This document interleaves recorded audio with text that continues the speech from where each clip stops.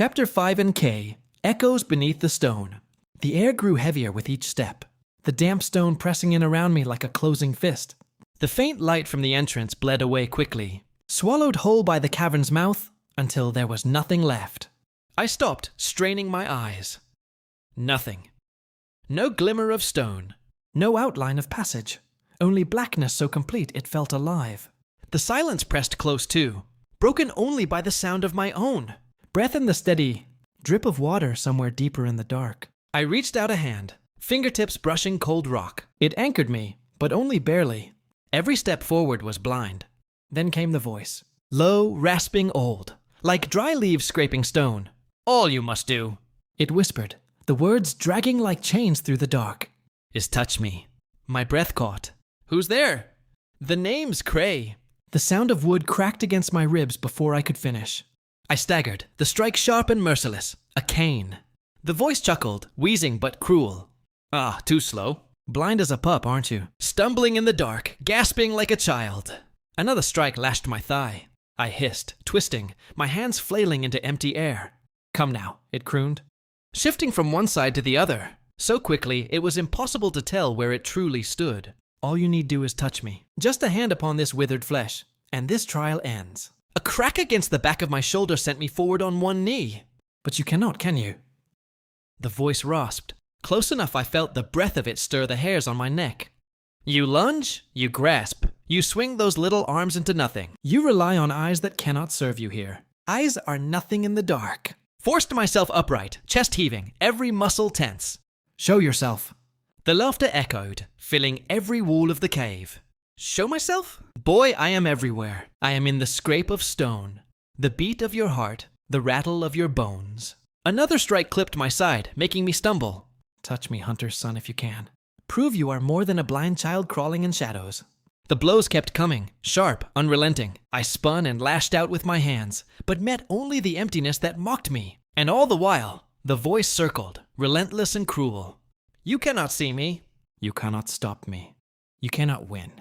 A crack to the ribs knocked the air from my lungs. I staggered, one hand against the cold stone wall, the other clutching at empty air. Then his words cut deeper than the cane ever could. Did Ichiro teach you nothing, boy? I froze. The rasping laugh followed. He trained you, did he not? Yet here you stand, flailing like a child, blind to everything that matters. He taught you to swing a blade, perhaps, but not how to listen. Another blow lashed across my back. I dropped to one knee, teeth clenched against the pain. Close your eyes, boy. What do you lose when there is no sight to lean on? Everything. His cane tapped once against the ground, echoing sharp in the silence. But the wise learn. There are other ways to see. The sound of his steps shuffled to the left. Or was it the right? My pulse hammered, too loud, drowning out everything else. I forced my eyes shut, though there was no difference in the dark. The memory of Ichiro's voice whispered at the edges of my mind. Don't fight with only your eyes. Feel the air. Hear what isn't spoken. Let the world itself tell you where the strike comes from. The cane cracked against the floor again. Not at me, but as if to test me. The sound rippled across the chamber, and for the first time I felt it. The shift of air, the faint disturbance brushing past my skin. Cray's laughter wheezed from the dark. Yes, yes. You begin to crawl. I steadied my breathing, forcing the panic down. Every sound mattered now. The drip of water, the scuff of cloth, the faint rasp of Cray's cane dragging against the stone. Then it came.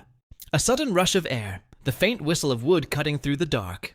Instinct screamed at me to duck, and I did. The cane swept past my head, close enough that I felt the breeze ruffle my hair. My eyes snapped open wide in the pitch black, even though sight showed me nothing. My chest heaved, heart hammering. I dodged it. Cray's laugh rattled like bones, wheezing but cruel. Ah, the boy listens after all. Not as hopeless as you seemed. I swallowed, still stunned, adrenaline surging hot through my veins. I felt it, I muttered, almost to myself. Felt it? Cray's cane tapped the floor again, deliberate, taunting. No, boy, you heard it. The air, the space, the song of the world when it shifts. Your eyes betray you. They blind you. But this? His voice hissed closer behind me now. This is true sight. The air shifted again, the cane whistling past me. I twisted away, just barely clearing it. My chest burned from the rush, but something else stirred beneath it. A faint current threading through the dark. It wasn't sound. It wasn't the scrape of wood or the rush of air. It was something deeper, a ripple I could feel in my chest, in my bones. The same hum my grandfather had spoken of during training. The flow of Nirin. But here it was different, where the natural world's energy had always been warm and steady. I liked the thrum of water over stone or the whisper of wind. Through trees, this was jagged, wrong. The presence ahead of me bled corruption into the current, twisting it like smoke in clear air. My breath caught. That's him! I lunged toward it, hand outstretched. The cane cracked against my shin before I even reached halfway. Pain lanced up my leg, and I stumbled, hissing through my teeth. Cray's laugh rattled from the dark, sharp and mocking. Nirin is not just the river you drink from.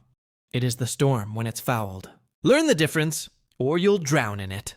I grit my teeth, forcing myself upright again. The ache in my leg flared, but I drew in a breath, straining past it. My eyes were useless here. My ears caught too late. But that current, that poison stream, it was constant. Always moving. Always betraying him. Another strike came. This time I was ready. I shifted aside, the cane scraping across empty air where my shoulder had been. A flicker of triumph surged through me. My hand shot out, grazing only stone. He'd slipped away again. But I felt him. For the first time, I wasn't just waiting for the attack. I was searching the flow itself. Cray's voice carried, low and harsh, circling me like a vulture. Good. Now follow it, boy. Follow the rot through the stream. If you wish to live, touch me, or die crawling in the dark. I forced my breath steady, ignoring the sting in my legs and arms where the cane had already found me. The current in the dark was shifting faster. Now, jagged pulses of demonic Nirin, crackling like sparks in a storm. My head swam, but I pressed deeper into it, straining to feel the foul thread winding through the cave. Every time Cray moved, the current bent. Every strike he threw twisted the stream. I lunged once more, reaching into the dark. Nothing. Another blow rapped against my ribs, and I staggered, teeth clenched against the ache. His rasping laugh echoed around me. Too slow. Too blind. Touch me, boy, or let the dark bury you. I drew in a ragged breath. The next ripple came. Sharper. Closer. This time I didn't wait. I dove into it, hand outstretched. Fingers closed around something thin and rough. A leg. The skin beneath my grip felt wiry, the bones sharp under loose flesh. Not the solid strike I had braced for, but brittle, fragile. Cray hissed, and for the first time, his cane fell still. Well. His voice coiled through the dark, softer now, but edged with something like approval. You found me. I held fast, my chest heaving, the weight of the black pressing all around. The bony limbs shifted beneath my grip, but Cray didn't wrench free. Instead, he chuckled low, the sound rattling in his chest. Your grandfather did teach you something after all. Perhaps you'll crawl further than I thought. The silence that followed was different now. Not empty. Heavy, yes, but no longer hostile. The trial had ended. The cave shuddered with a low groan. Stone scraped against stone as, somewhere to my right, a massive door shifted. A thin line of pale light pierced the black, widening slowly until it spilled across the chamber. I blinked against it, vision struggling to adjust. My hand tightened on Cray's bony leg, except it wasn't there anymore. In its place, the rough grain of wood filled my palm. I pulled back, staring at the weapon now in my grip. A wooden sword, plain and weathered, but balanced enough to feel deliberate. You might need that, Cray's rasp echoed, curling like smoke through the shadows. I whipped my head towards the sound, searching. The light stretched further now, cutting across the chamber walls. But where he should have been, there was only darkness, thicker than shadow, like it refused to let itself be revealed. Then I saw them, two pale orbs hanging in the black, clouded, milky, unblinking, watching me. My breath caught. Cray's voice carried again, softer this time, yet heavier with weight. Forward, boy! The first step has been taken. Don't falter now. I opened my mouth to speak, to demand what he really was. But the words stuck in my throat. The stone door groaned wider, spilling more light into the chamber, washing over the path ahead. When I looked back to the shadows, the milky eyes were gone. All that remained was the weight of his words, and the wooden sword clutched in my hand. My body ached faintly as I stepped forward, the dull throb of bruises settling into my shoulders and ribs. Nothing serious. I'd been struck harder before, and the training yard beat worse into me than Cray's cane had. Sturdy body, stubborn mind. That's all that kept me moving. The passage sloped downward until the air opened up, and a pale glow stretched across the stone. I slowed, blinking as my eyes adjusted. It wasn't firelight. The walls themselves shimmered with patches of faintly glowing moss. Its hue a cold green that pooled across the chamber. Shadows crawled long between the jagged spears of stalagmites, jutting up from the ground and hanging, down like teeth from the ceiling above. And, at the heart of the chamber, raised on a platform of stone, it waited. My chest tightened. A giant toad. Its skin slick with slime that reflected the mosslight in sickly sheens of green. Each breath it took made its bulk expand like a bellows, the sound wet and heavy in the cavern air.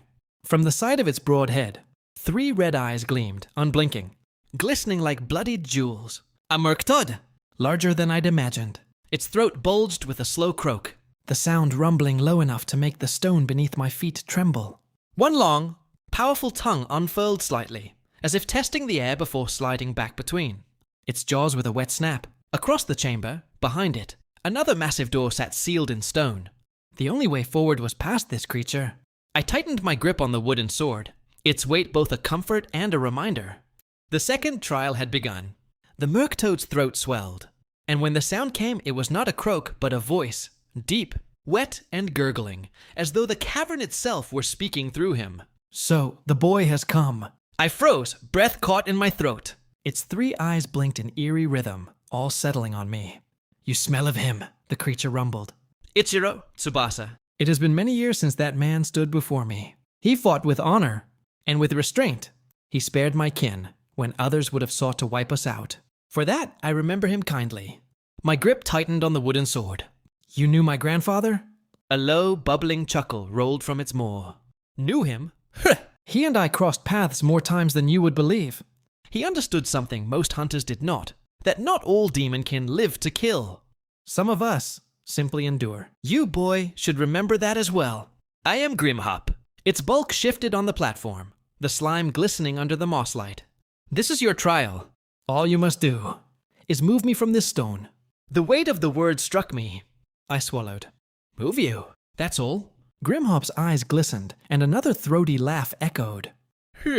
You will find all is not so simple. I hesitated, then asked, do all murktoads end up like you? That size. His head tilted slightly, massive throat swelling. No, boy, my kin are small, like the ones you've likely seen in the swamps. To reach my size, to sit as I do, one must survive hundreds of years, decades upon decades of predators, hunters, miasma. Few live so long. Fewer still grow. The cavern vibrated faintly as he exhaled, his presence filling every corner of the room.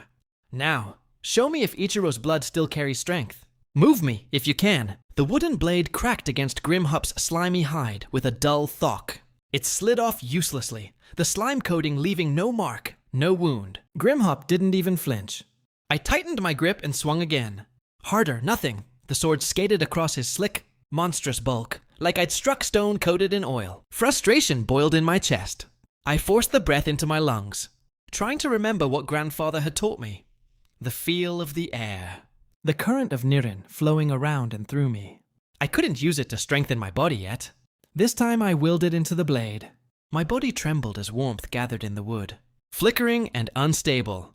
A faint aura dancing along the surface. With a roar, I brought it down again. The impact sending a shock up my arms. The blade glowed faintly, the mosslight glinting against it, but still it slid off, leaving Grimhop unscathed. The murktoad's 3 eyes gleamed, his throat swelling with a sound like bubbling tar. A low, wet laugh echoed through the cavern. So the boy can stir the current after all. Nirin poured into wood. Crude, unsteady. But there. Few of your age manage even that. His maw spread in something between a smile and a grimace. But listen well, child of Ichiro. Ordinary Nirin will not move me. I clenched my teeth, my pulse hammering. If even that failed, then what? The words of my grandfather slipped into my mind, sharp and insistent. Think beyond the blade, beyond the straight path. A fight is not won by strength alone. My gaze darted around the chamber, the jagged stalagmites rising from the ground, the low ceiling spiked with stone teeth, the slick, moss-slick rocks that surrounded the platform.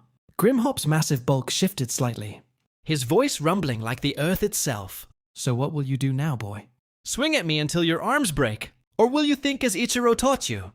I lunged again, driving the wooden blade down with both hands. It slapped uselessly against Grimhop's hide and slid off, leaving only a smear of slime across the grain. My teeth clenched. Blow after blow, the same result. Nothing. The massive toad didn't even flinch. A low, bubbling laugh rattled from his throat. Swing all you like, boy. It is like striking stone with straw. I tightened my grip, heat rising in my chest. The words my grandfather drilled into me rang out. Feel beyond sight. Sense what is unseen. I shut my eyes, forcing my breath steady. And there it was, not the soft, flowing current of Nirin I knew, but a heavier, fouler pressure leaking from Grimhop. Wrong, but still something I could reach toward. I poured my own Nirin into the blade. Not sharpened into the edge, but pushed outward, raw, clumsy, unstable. The air cracked with a faint pulse as I swung again. This time, when the strike landed, a shockwave rippled against Grimhop's bulk. The cavern quivered.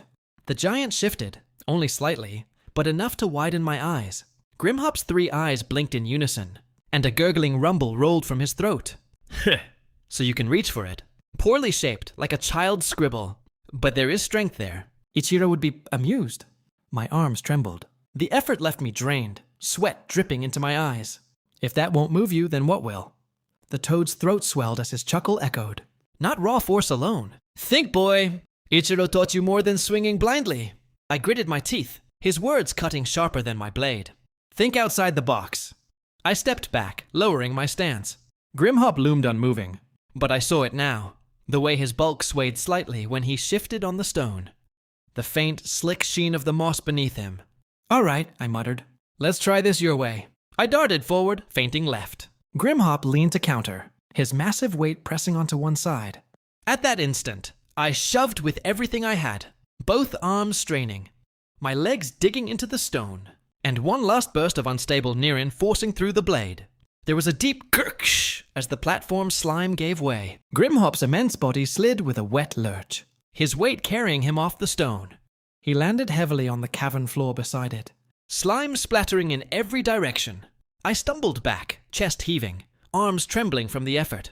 For a long moment, there was silence. Then Grimhop's laugh rumbled through the chamber, loud and gurgling, echoing off the stone. You moved me. Awkward, reckless, and yet, you moved me. Ichiro's blood indeed runs strong. I exhaled sharply, lowering my blade. Relief flickered in my chest, until Grimhop turned, his 3 eyes fixing on the sealed stone door across the chamber. Without warning, his throat swelled, and his enormous tongue lashed out like a whip. The impact cracked through the cavern like thunder. The stone shuddered, fractures racing across its surface before the entire slab burst apart, crashing into rubble that scattered across the ground. Dust filled the air. My eyes widened, breath caught in my throat. The strength behind that single strike, it was overwhelming. I had pushed him an inch, and he had shattered solid rock as though it were glass. Grimhop rumbled low, turning back toward me. That is the power of age and endurance, boy. Remember well the difference between passing a trial and surviving the world beyond it. His gaze lingered, the pale glow of the moss catching in those 3 unblinking eyes. Then he settled his bulk back onto the cavern floor with a wet, echoing thud. The path is open. Go. I swallowed hard, still staring at the rubble-strewn doorway. My hands tightened on the wooden sword, but for once I had no words, only the sound of my own heart hammering in my ears as I stepped past him, into the next darkness. The path off to Grimhop's chamber narrowed, the air cooler and mercifully lighter. My steps echoed softly, each one loosening the knot in my chest. Sweat still clung to my brow, and my arms ached from the struggle. But the brief reprieve felt almost cruel, like silence before a storm. I leaned against the rough stone wall, forcing my breath to steady. First Gray, now Grimhop. Each trial felt carved to break me in different ways. My grandfather's words echoed faintly in my head. Think, endure, survive. When the tunnel widened again, I stepped forward cautiously. The room I entered was vast, but unlike the others, its walls and floor were unnervingly smooth, polished by something unnatural, as if the stone itself had been shaped by unseen hands. Dim light clung to the walls, pale and even, with no source I could name. At first, the space seemed empty. Then I looked up. Suspended in the center of the chamber was an eye. A massive eye, its white sclera glowing faintly in the dimness. A golden iris and pupil locking instantly onto me. Feathered wings, bright yellow but dulled by the shadows, beat slowly. Holding its bulk aloft in silence, a sky gazer, gigantic, larger than the ones I had seen lurking in the forest and swamps. Its presence made the air tighten in my lungs. I swallowed hard, gripping the wooden sword at my side. "What are you?" My voice was steadier than I felt. The sky gazer only hovered, unblinking. No voice answered. Only the faint rustle of its feathers and the low hum of its wings. My gaze swept the chamber, searching. On the far wall, high above the smooth floor, was another doorway, open but unreachable from where I stood, at least 3 times my height. My stomach sank. The path forward was clear, but between me and it was the sky gazer. The sky gazer hovered lower, wings beating in slow, steady rhythms. Dust stirred from the polished floor, curling around my ankles. Its golden iris locked onto me, unblinking, tracking every shift of my weight. I tightened my grip on the wooden sword. "If you won't speak," my voice faltered against the silence, "then I'll make you move." I lunged forward, blade arcing in a clean strike aimed at its massive sclera. The moment the wood touched its eye, the sword hissed and sagged, the tip dissolving into dripping black sludge that splattered uselessly against the floor. My breath caught. What? Before I could recover, the sky gazer's wings snapped open with a thunderclap. The sudden gust hit like a wall, hurling me across the chamber. My back slammed against the stone, the impact knocking the air from my lungs. I dropped to one knee, gasping, the remains of the blade still in my hand. My chest burned, every breath scraping like fire, but the weight in my gut was heavier. If my sword couldn't touch it, what chance did I have? The sky gazer glided closer, feathers trembling in the dim light. Its gaze fixed on me with unrelenting focus. It didn't snarl. It didn't speak. It didn't need to. Fuck! I clenched my jaw, forcing myself back to my feet, though my body screamed in protest. Think, Kai, think. For the first time since entering the cave, I had no idea what to do. Kai staggers to his feet, chest aching, the melted stub of his blade still in his hand. The sky gazer hovers in the center of the chamber, its golden iris watching without malice, but without mercy either. Its wings shift, and the air trembles with each beat. Kai's grip tightens. His instincts scream at him to attack, to fight, to do something. But he remembers the lessons Ichiro drilled into him. Sometimes, boy, the bravest act is knowing when to turn away. Pride kills faster than any blade. Survival isn't cowardice, it's wisdom. Kai looks at the towering eye, at the wings that could break him in a single strike, and feels it in his bones. This was never a battle he could win. Not even Nirin would work. He steadies his breath, lowers what remains of the wooden sword, and takes a step back. I understand.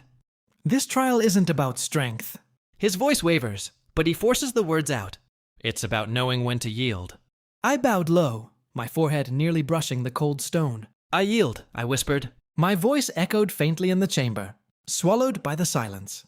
The sky gazer loomed above me, wings spread wide.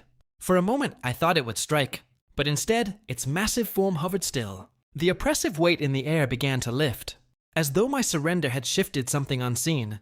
A low tremor rippled through the floor. The creature's wings beat once. Twice, this time not to drive me down, but to send a gale rushing across the chamber. Dust and fragments of moss tore free, the current slamming into the far wall where the exit sat high above. Stone cracked. The faintly glowing moss shuddered loose in sheets, tumbling down. And then, with a sound like grinding thunder, a section of the wall split, jagged rocks forming a slanted rise, just enough to lead upward toward the door. I lifted my head, staring in disbelief. The sky gazer's golden pupil fixed on me, unblinking. It hadn't spoken a word, yet I understood. This is your way forward. Slowly I stood. My body trembled, not from fear now, but from the weight of realization. First Cray, now this. Each trial demanded something different. Strength hadn't mattered here, nor skill, only knowing when to lay down pride. I glanced once more at the sky gazer. Its wings folded in, drifting back into the cavern's shadows. Nothing left but that unending stare. With a deep breath, I turned toward the new path and began to climb. The moment I stepped into the chamber, the air hit me like a wall. Thick, heavy. Every breath burned with miasma. So dense it felt like tar dragging into my lungs. My vision blurred at the edges, and for a heartbeat, I wondered if I had wandered into a dream. The room itself was vast, wider than any I had seen before. The ceiling lost in shadow.